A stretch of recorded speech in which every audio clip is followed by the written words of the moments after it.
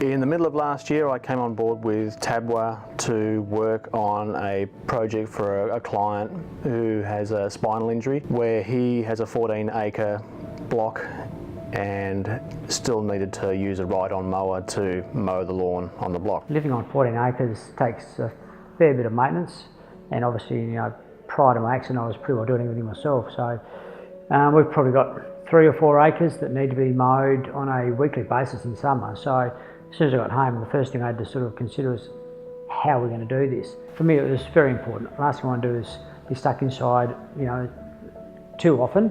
And obviously when it gets to spring, summer and autumn, it's a good chance to be outside and make the most of it and look after the property and just smell the roses as such. I had a decision to make with the mower project because it was clearly going to take a lot of effort to complete.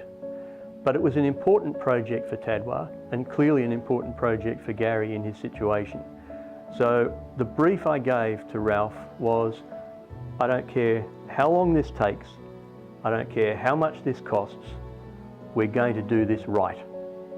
And for TADWA, it was so important to have a project that would really showcase all of our abilities in the mechanical and the electronic and the postural areas. And the mower project was a perfect one to do that. Well, my involvement with TADWA came after Gary had engaged TADWA to modify a Husqvarna mower. And my involvement, I suppose, was looking at it from a user functionality point of view. TADWA obviously had the smarts in being able to program it and do the modifications to make it joystick control. And I was looking at it more from an operator point of view, how the screens needed to be, and obviously the process in which you would step through the various screens to actually physically drive the mowers. I provided a specification, I suppose, in how I thought it should be laid out, and then sort of said, well, that's how I think it would work. Now you guys try and translate those words into programming, which is what they did very successfully. Because of his spinal injuries, he couldn't start the engine, lift the blades, push the throttle, the gearbox, basically all the functions of the mower. So we put together a system that mimics the controller on his wheelchair. We also added same script wheelchair base as his power chair onto the mower. And so when he's lifted onto the mower, he's then essentially in the same position as he is in his power chair.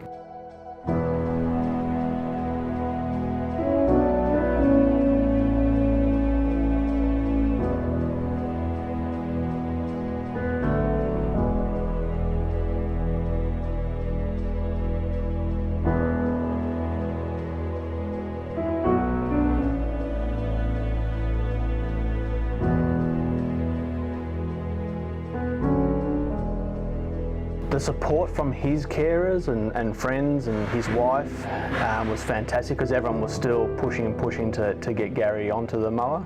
So as far as morale and all that sort of stuff, it was a very easy job. A great bunch of people to have as clients.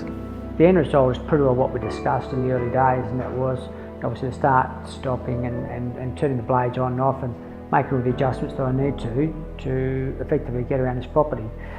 So the end result was pretty well within cooey of what the original discussion was about, which is pretty awesome when you think about it. It's never been done before. Gary hopped on the first day and it just seemed to be so natural. I think his anticipation was probably greater than mine. He's just waiting to get back on and actually start cutting that lawn. So I spoke to his best friend and he said, yeah, Gary was on the mower for 5 hours yesterday, and I just thought, I know what it's like to mow for half an hour, and I think he likes it. So.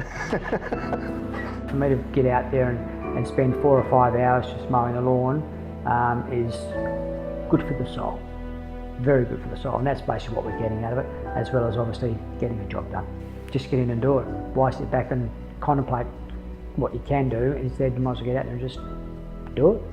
There's no such thing as can't, it's just finding the right way to get the end result.